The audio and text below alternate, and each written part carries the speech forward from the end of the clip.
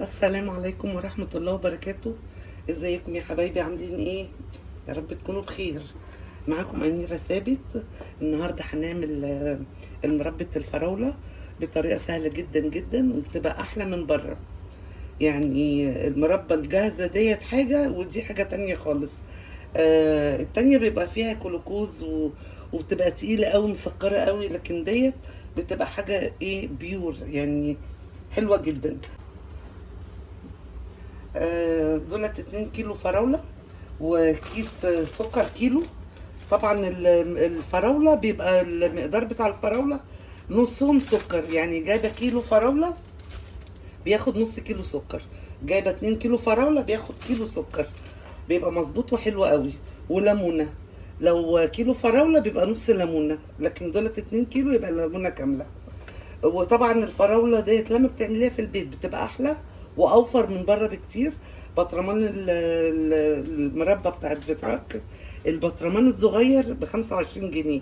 ديت انا جايبه 2 كيلو ب30 جنيه، يعني كيلو ب15، مع كيلو السكر ب20 جنيه. طبعا انتوا عارفين الغلا اللي احنا فيه دلوقتي. كيلو السكر ب20 و30 ادي 50 جنيه. بس بتطلع كمية كبيرة، يعني ال2 كيلو فراولة هتلاقيهم مثلا 2 كيلو ونص مربى. والطعم بيبقى احلى. وبعدين سهلة جدا في العمل بتاعتها. بنجيب الفراولة، طبعا ديت احنا غسلنا. انا معرفش الفراولة بقت كبيرة اوي ازاي كده.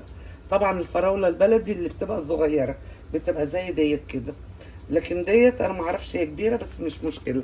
انا بحب اللي انا اقطعها. هو ممكن نعملها في الكبة يعني، نضربها ضربتين كده. بس انا بحب اقعد اقطعها كده صغير صغير، بتبقى عايزة صبر بس بتبقى حلوة جدا. وبعدين بنحط عليها السكر ونسيبها لتاني يوم، او بنسيبها مثلا لمدة 3 4 ساعات علشان المية بتاعت الفراولة تنزل. وبعدين بنحطها على البوتاجاز على النار هادية يعني، علشان ما تتحرقش. خلينا بقى دلوقتي نقطع الفراولة براحتنا كده. انا عندي صبر يعني للحاجة، بس بتطلع حلوة قوي. والله يا ماما انا كان نفسي ابقى زيك صبوره. ندى بتسلم عليكم، ندى بنتي، انتوا طبعا عارفينها. عارفينها؟ تسمعوا عنها؟ دودو شانيل. ليدي ولا دودي، يا نهار مش اسود، مش طلعتي في شانل؟ قناتي. امال ايه دودو ايه؟ دودو. كيتشن. احنا على الهوا يا ماما، اسكتي طب والنبي دودو الله ايه؟ يسترك. انت ايه ليدي دودي ان شاء الله. ليدي دودي. هي هي دي ليدي. الام عطاء. ليدي دودي. عشان بتفرج على قنوات وكده فالواحد بيتلخبط. بس شايفه؟ دي بنتي فلذة كبدي. فلذة كبدي اه. عمر هنقعد. بيعشق الفراوله، بيعشق مربى الفراوله، لسه جايبه له بطرمان دلوقتي من يومين ب 25 جنيه، عايز يفطر ويتعشى مربى. فطبعا ست الحبايب يا حنانه انت ايوه هتديني طبعا، طبعا عينيا يا حبيبتي. بس كده ده انا عاملاه علشانكم.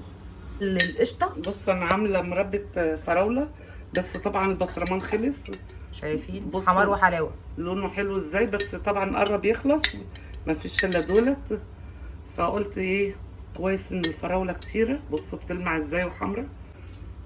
فانتوا جربوا الطريقه ديت ان شاء الله تعجبكم. واحنا بس داخلين على رمضان، وهي خزنوا. هتقعد لرمضان انت كمان. لا هم يخزنوا. يخزن. هي لما يخزنوا بتعمليها فراولة. وبتحطيها في التلاجة بتبقى حلوة جدا، وما بيحصلهاش اي حاجة. يعني ممكن تقعد لرمضان شهر شهرين، ادام فيها الليمون. الليمون ديت يعني مادة حافظة، فمش هتسكر ولا اي حاجة. طبعا احنا خدنا يعني خدت شويه فراوله كده، كام واحده كده، وماما بعد ما غسلتها حطيتهم في السكر. يعني ممكن احطها في الكبة ضربتين كده، بس انا بحبها متقطعة. بتبقى عاملة زي يعني احلى من فيتراك بصراحة. هم طبعا بتراك ايه؟ وبعدين بيبقى طعم الفراولة حاسة بيه. ده تلاقي. دلوقتي احنا قطعنا الفراولة وبمساعدة ندى.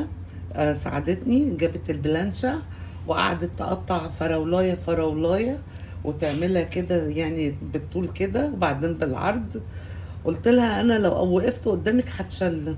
يعني انا كنت مثلا بعمل ربع كيلو فراولة وهي عمالة بتعمل في الفراولاية فراولاية. ادي جازات، محدش يساعد امه يا جماعه في المطبخ. فبتعمل على البلانشة، ويعني دقيقة جدا بصراحة. المربعات كلها قد بعضها. انا كنت خرطتها كده بسرعة، فالمهم يعني المهم انها اتقطعت كده. هنحط بقى كيلو السكر عليها، والمفروض اللي احنا بنسيبها كيلو السكر على 2 كيلو فراولة.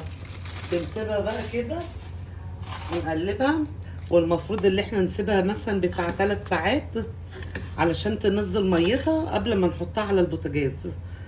فانا بقى دلوقتي حطيتها على البوتاجاز علشان مش هقعد استنى 3 ساعات.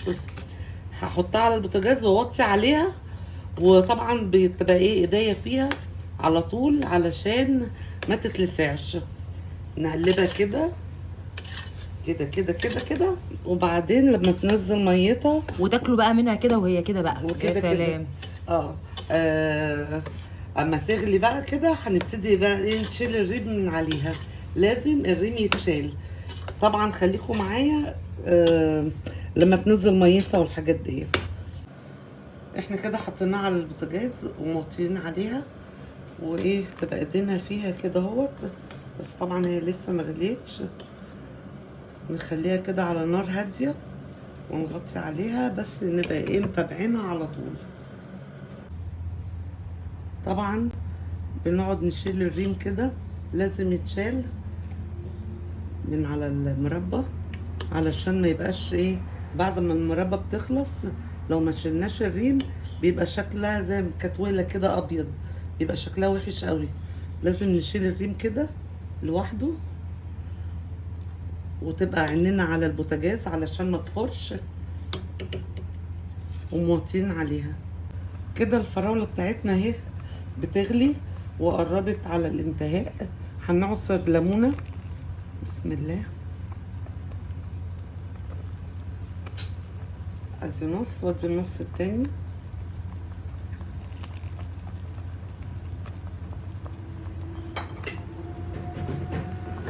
نقلبها كده. طبعا انا شلت الريم اللي عليها كله، طلعت بتاع ربع طبق كده، ونخليها بقى تغلي. طبعا احنا هنعمل لها اختبار علشان نعرف هي خلصت ولا لا. ازاي؟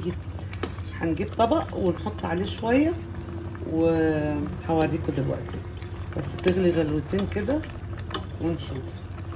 كل ما نلاقي ريم كده طلع بنروح شايلينه في قلب طبق. طبعا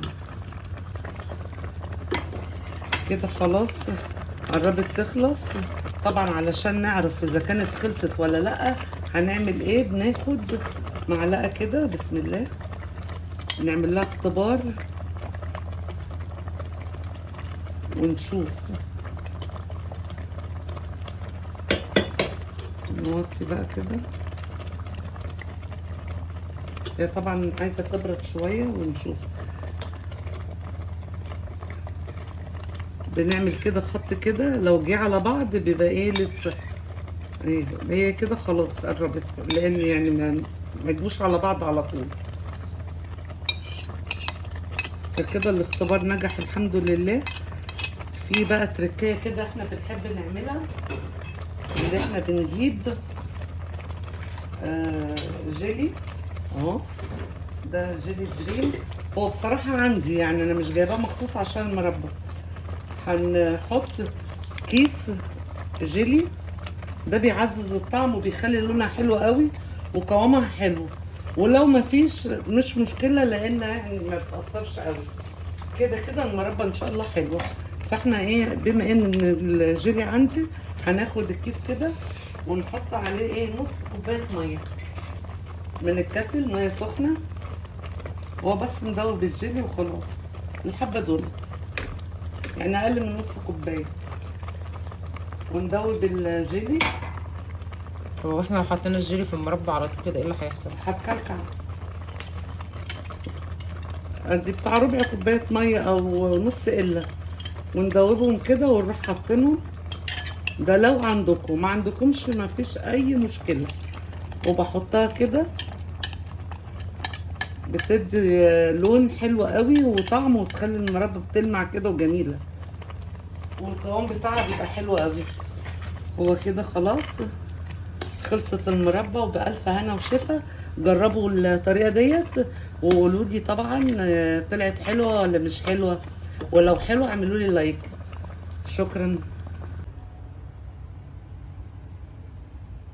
شايفين يا جماعه امي بتعمل عظمه.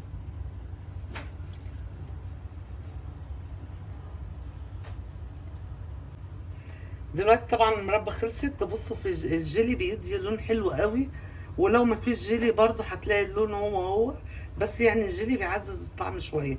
هو بما ان هو كده كده كان عندي فحطيته.